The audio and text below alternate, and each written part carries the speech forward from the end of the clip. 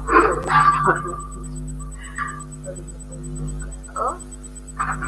the there's no food yet. Alright, guys. Well, this is Maria. Of course, well, welcome to Black Hotspot Network, and thank you very much for watching and also subscribing to our channel. And yeah, I know it has been like 2 weeks since I was on Black Hotspot Network. I was a little bit sick, but I'm fine today. So I'm trying to test some of my things, some of my equipment. So please do comment and tell me if I'm very audible. I know the lights are not good yet because I'm using a webcam, and then I'll still have to install some more lights tomorrow. But I don't know if my voice is audible, if my voice is okay, because I'm trying to work on my studio, so I created my studio for you, but you cannot see it. But yeah, I guess because this is my microphone, and I'm trying to have a professional broadcast, and this is my first time having this thing, so good, but to the comments. And yeah, of course, so today we're going to talk about the tribalism in Nigeria, because we've seen a lot of things happening in Nigeria. And we've seen war, and I was talking to Keith, and he was like telling me probably we may have another war, another world war, set up by Nigeria. And I still don't want to continue that, knowing if you guys can still hear me or not. Like I said before, it's my first time to use this equipment, so I want to know if I'm audible, if you can hear me. And I know, don't talk about the picture, because I know the picture's not good. I'll work on it tomorrow. I was testing that now. I'll get some new lights, some more lights. I guess the lights I'm having in my room is not good, so I'll have to get some more lights for us to be able to make some of them well. Please do drop your comments and tell me, if you can hear me, if my voice is okay, and of course what you think about what's happening. So, in Nigeria, we've heard about the Fulani people, we've heard about the Igbo people, we've heard about the Hausa,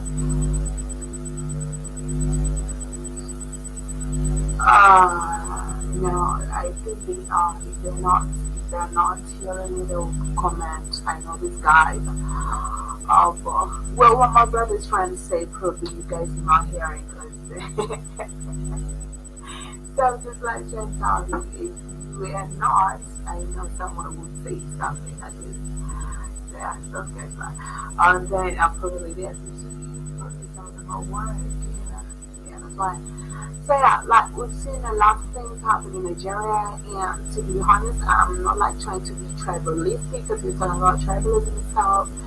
Probably I do not have a right to say that this category of Africa is not good. Maybe I do not have a right to say that these people are not good people. I also know I do not have a right to say white Africa is the best place to work, because you have good and bad everywhere. But we've seen a lot of, it's so sad how Africans are, spreading their talent outside. We always have an African proverb that says that when keep your dirty linen in the house, and the first thing you can clean before you clean any other thing is outside your house. That's an African proverb, because everyone who be passing will say, wow, the place is clean, it's about clean, they don't know what happens inside. So meanwhile, as you're keeping their hygiene and keeping the place clean, of course, you start from outside, you make sure the compound is clean and everything. So it's an African proverb, but we've seen how lots of Africans coming out in diaspora, especially their born motherland, coming out to this right and doing lots of bullshit over there. One time I also experienced some Nigerians stabbing each other to death, which was kind of weird. And we come to realize that, they behave quite a little bit different. And so the tribalism in Nigeria between the Igbo people, the Fulani, the Hausas, and of course the Yoruba people. And then we see that Igbo people in Nigeria are known to be uh, are known to be business people. Okay. And the saddest part of it all, you will realize that where Igbo people settle, they develop the place. So when you look at Lagos, the biggest city of Nigeria, there are a lot of Igbo people living in Lagos, and they have developed Lagos more than their home. Because of course, Igbo people come from the eastern part of Nigeria. And then so we also know very well that the Fulani people are the herdsmen. And when you go back into history, you realize that Fulani people came into Nigeria, of course, after the boundaries. I don't like talking about somebody coming somewhere after the boundaries, but of course, those guys do jump in the comment and tell me, oh, Nishabel is just here. Nishabel, peace, my sister, so very happy to see you. And please tell me, do you hear me? Because, like I said before, I'm trying to test my equipment. Unfortunately, you can't see right. Let me try to see if I can log in with my phone. Right, I can show you guys a little stuff. Let me hold my phone, please. Okay. Sorry. So, Nisha Panda, please tell me if you do hear me. Like I said before, I'm trying to test my equipment. I've not used them for some time now. Okay. But I want to know, do you hear me, sister? And how do I need that now? Let me try. I'm trying. I'm just a little bit excited about this. These are things I have to show you guys. Yeah. And if I can still comment with my phone. So, okay, now let's see if I'm live in the broadcast video. I can hear you. Okay. Nisha says that she can hear me. Alright, thank you so much for informing me that I was lost, so I didn't know if you guys are hearing me, so that's why I needed to ask since I'm having this new thing I'm trying it. Okay.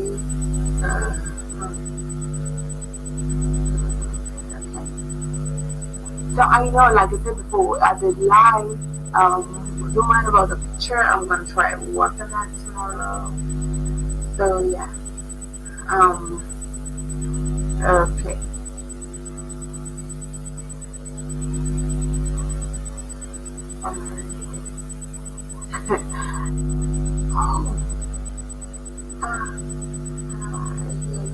But you're dark. Okay, this is nice. Now you can share your screen with articles you want to read. Yeah, true. Yes. What's that doing that? Okay, now I want to show you. Wow, my device is not connected. Which device is not connected? Just okay.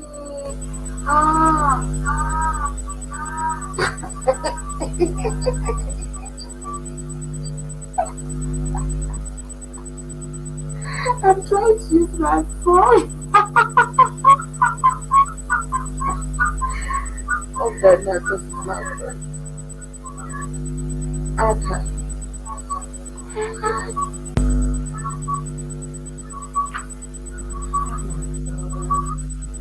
So yeah. Your camera is working. No camera is. What? Really, my camera is working, right?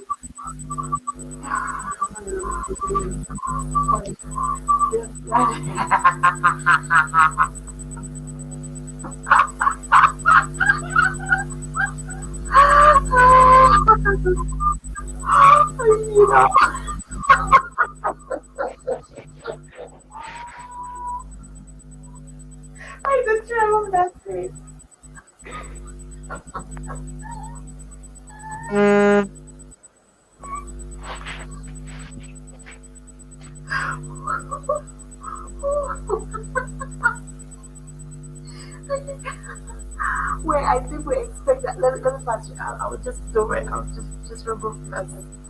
Oh God, this is not good.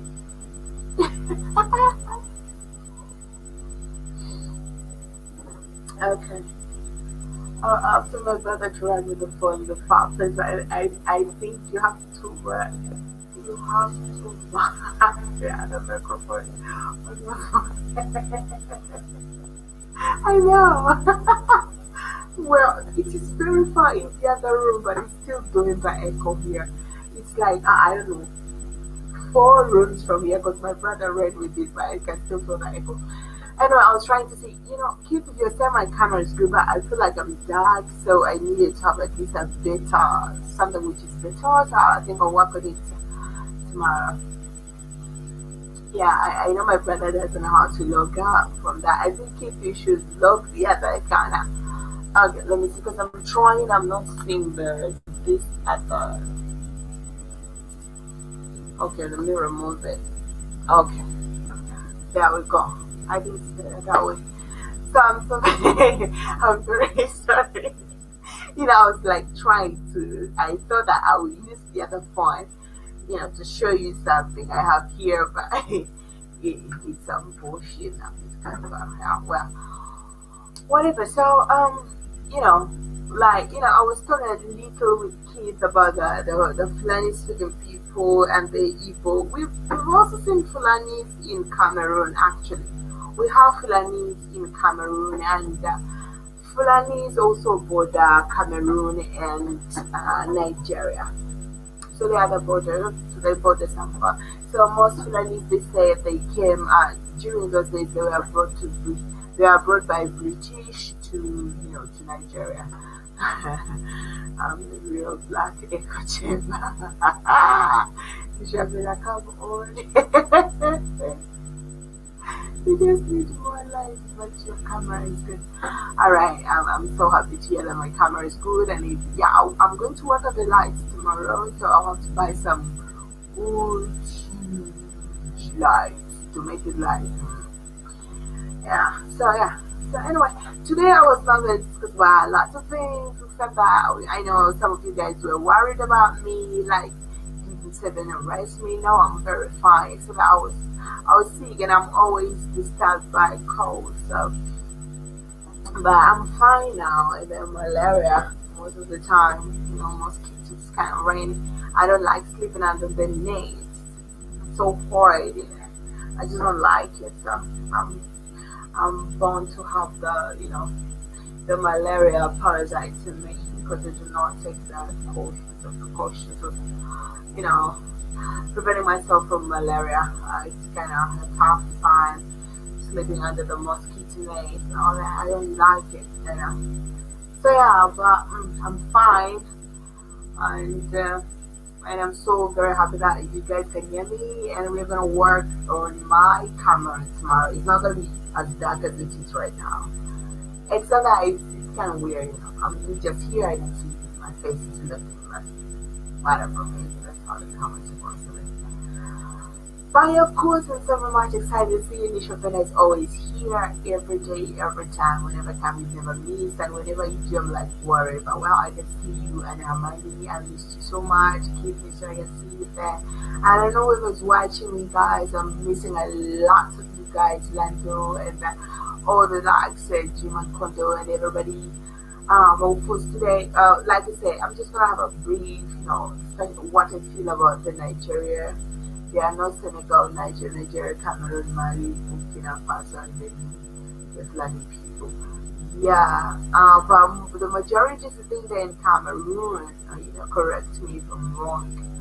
And then the ones in Nigeria, they were brought from, Cameroon. They are brought from Cameroon. You understand? So,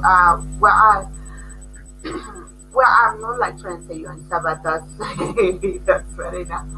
And then you can see now, Fulani people, of course, when they were coming, it's like they were brought to, to control Nigeria. They were brought to take over Nigeria, and they were given land to graze. It's like they told him every and each land in Nigeria is for them to graze because they are hard people.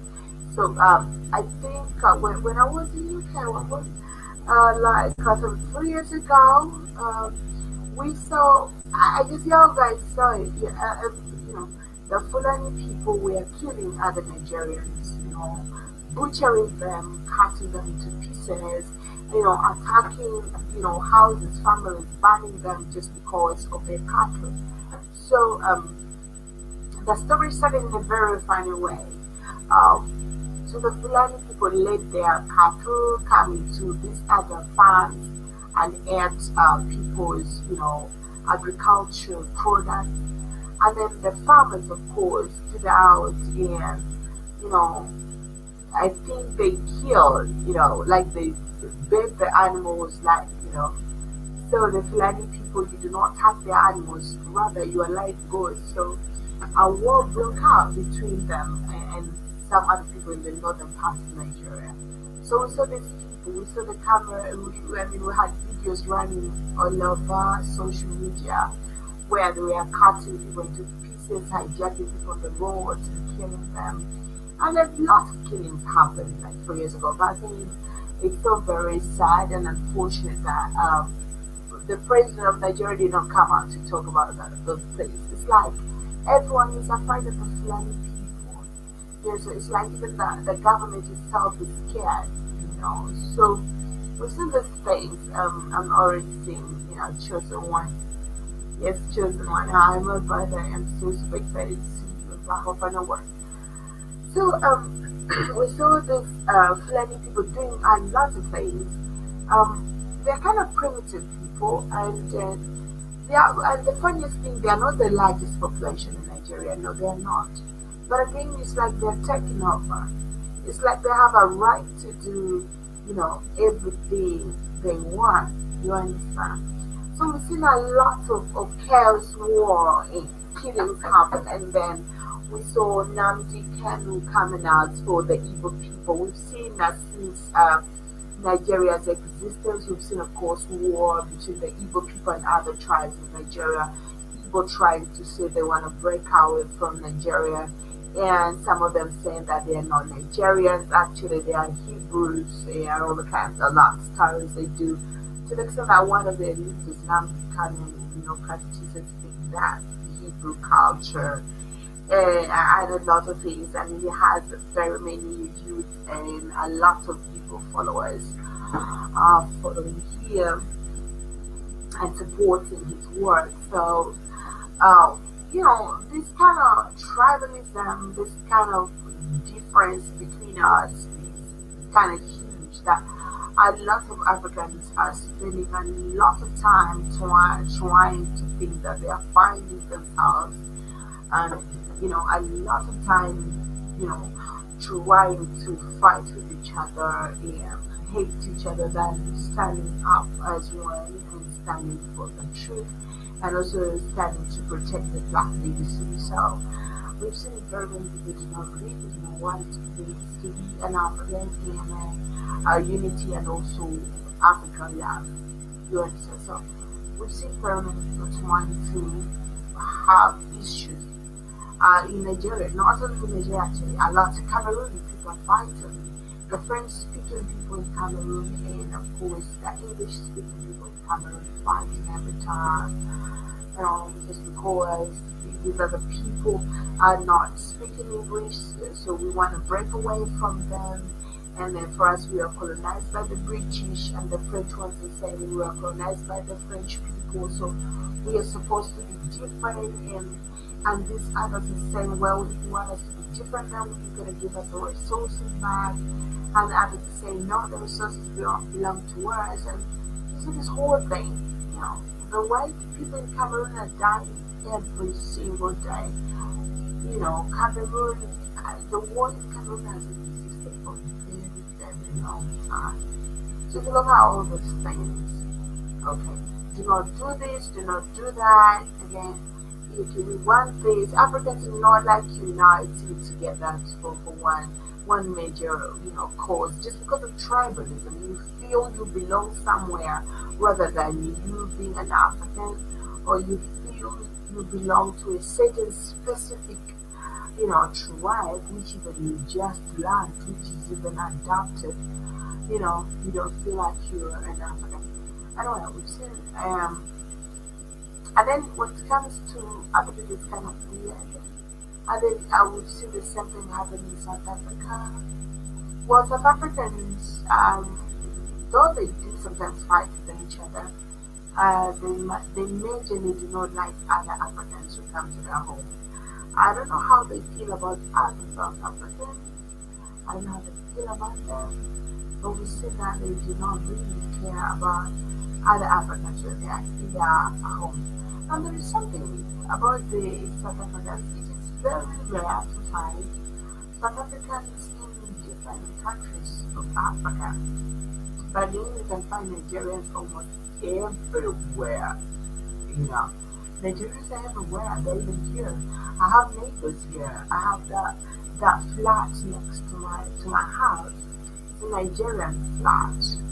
You know, you know. So Nisha is saying that tribalism is sanity of the highest order. That's true. You know, that's true. Of course it is. And Africans are taking this like a huge thing. I think them Quakers did a right, this is one thing they really did that may take us decades to realize that we are one rather than, fighting each other because we speak different tribes. You understand? I told you now, in Cameroon, people are fighting. A lot of Cameroonians are traveling to Arab countries just to make sure they find peace over there. They're taking themselves to be enslaved.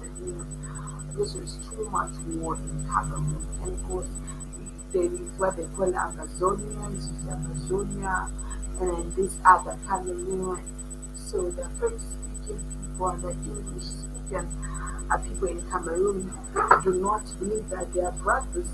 Since I will speak French and you speak English, we're two different people. We must live on a different line as if French is their native language. So it doesn't happen. And these guys do the thing knowing how primitive, or I don't like using that word, but should I say that less informed most Africans are?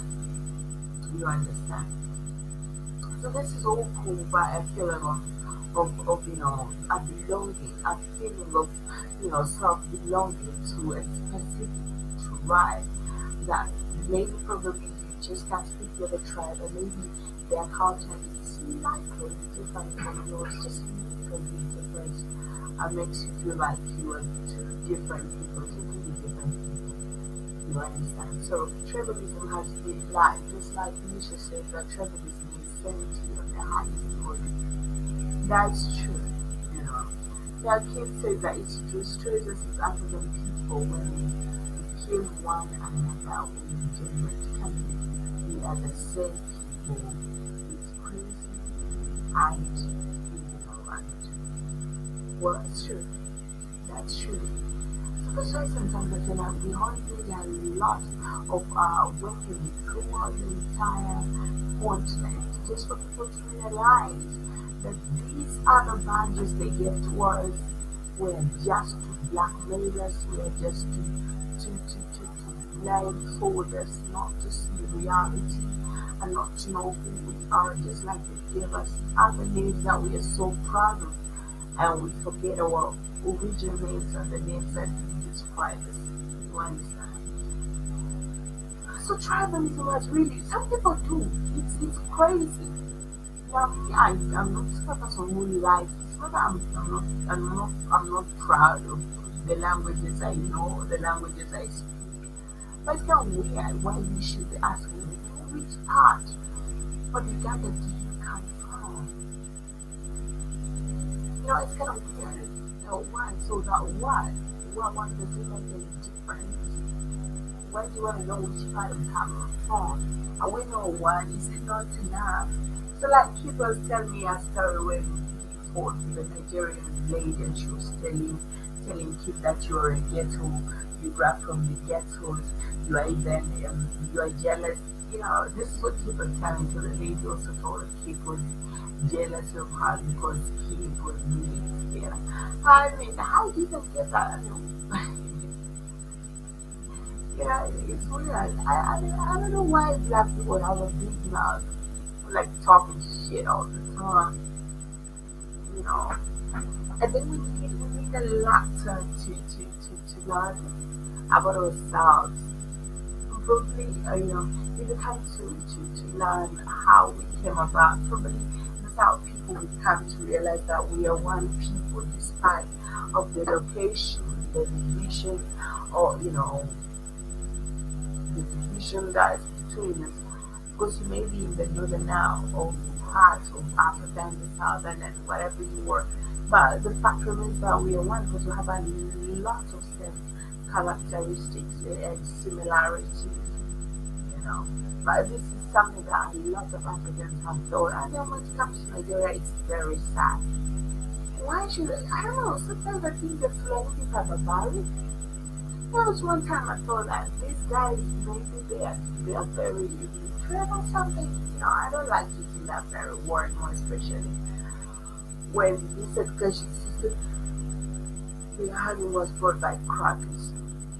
And so I tried not to use that word, but yeah, could you see that Flemings are just so primitive to that level that they don't really know? You understand? So there's a lot of things going around Africa. Now I'll give you another example of the genocide that happened down in Rwanda. I don't know when that happened, but I was born and everyone was talking about this genocide thing. So genocide thing happened in Rwanda. It was all because of tribalism, of course. Even if there are some people who engineered it, they brought that war between the Tutsi people and the Hutu. The Hutu people start fighting with the Tutsi. So you see that there's so much use on tribe. The minute you feel like these other people do not speak the same tribe with you are not your people. So keep saying that it's like in 1994. Wow. So when we grew up, like everyone was talking about these stories. It was talking about the random people killing each other, So you can see that these whites stepped in and they were using tribes. They said that the Hutus are not you. You see, the Tutsis are not you. So the Hutus and the Tutsis started fighting. They started fighting each other. The one that we were fighting, at that mean, they feel like we don't belong to one another. Everyone was fighting for power. So I feel like this is a mass destruction weapon. You understand? But these people use them towards that. It's a mass destruction weapon. And Africans do not even realize it. You understand? So right now, I will give you an example of the campaigns that happened in Uganda. Now, for the first time, I'm saying this like truly. The first time I feel like if the president of Uganda was cheating the boys, for the first time maybe he did not because of this tribalism thing. Because when you look at it, everyone's like saying, you're not going to give everyone's tribe. Well, there are stories you can't guarantee, they're historical stories. But God saying, no, you're not going to vote that tribe to come into power. They're going to enslave us. Then, they're betrayers. They're kind of this. They feel like, well, they're definitely not part of that other tribe they are pinpointing at. And of course, I just read the comment, keep saying that, yes, we are one people, and until we learn this, African people globally, we remain in the bottom. We remain in the bottom, and they will never love each other, nor will they unite with each other for one cause. You understand? Until they realize that we are one, it's what we should. Until they realize that we are one, we shall never come together, or we shall never fight for the same cause. Because we shall feel like there is not that oneness, there is not that unity, there's not that feeling of, But this kind of thing is weird. For all these examples, I've already told you for Alexi, in Rwanda. We are looking at the Fulani people and other people in Nigeria. For example, the Igbo people. Okay, we've seen it in Cameroon, where the French-speaking people and the English-speaking people are not united. They don't get along. They are at war, killing each other's child. I once saw babies. I once saw a video where a baby was killed, brutally murdered, massacred. Yeah, and they massacre people in Cameroon just because they are not their brothers, just because they are not speaking French, just because they are not speaking English. They were not colonized by the French, they were colonized by the English. So we're gonna kill each other simply because we were not colonized by the Spanish. What kind of madness is that? Tribalism was a curse that was imposed on black people. It's like the past is gonna move with us because we really need this curse, this chain broken. Until we do, we will never reach our goal. Understand? So right now, I'll see from like here and they say, well, Keith, you're coming from the Congo, and I just don't like you guys. And I'm like, okay, Misha Fana, what are you saying? Are you from Tanzania? I don't know even, which kind of tribe is that? Are you Mohaya or what? I don't like those people. It's like I don't like you already. But, you understand? So that's why sometimes they say, probably my brothers and sisters in diaspora are very blessed that they don't know the tribe where they fall. They don't know that artificial tribe. You understand? So it's kind of, because of first read the comments, Kid Nation says that the giants came in and made two different tribes in area. They reclassified people according to their skull size. You had a more European skull, you were a Tutsi. Oh my god, you had a more African skull, you were a Hutu. It's crazy, and then they told them to be one another. See, now, Kate is trying to tell us that, the Belgians came because they're from Belgium. They came in and made two different tribes. They classified the people according to their skull size. If you had a more European skull, you were a Tutsi. If you had a more African skull, then you were a Hutu. Can you look at that kind of nonsense? European skull, then what? Did they? I don't know how to say this, because my tribe is black, fasting, which is the collective, and they have no business with anything else. Of course, that is the niche and they just Vermont. That's true. Your tribe is black. Your tribe is black. You speak black with black people, and then people do not like hearing this. And then Africans do not. Someone will tell you, and this and that, and I don't really care what happens. Well, now, guys, this is a very important and interesting topic, but like I told you before, I was trying to check it. My microphone and everything is equipment that you see. My phone was doing some weird shit. But of course, it is already, let me check the time, it's already coming to 3 here in the morning. And guys, I'm very fine, I'm live, and tomorrow I pray that we talk about this very topic, because I don't know when tribalism will ever end in Africa. But of course, Misha Peda says that the this instant we will go by Tribalism first, which is the collective, which is collective, and I have no business with anything else. So she does not really care which tribe you speak of, and she does not really give a whatever it is. So guys, thank you very much for coming. Thank you very much for watching the whole video. It's been Maria, and I love you guys. Whoever did not comment, but you were watching me, thank you very much for coming.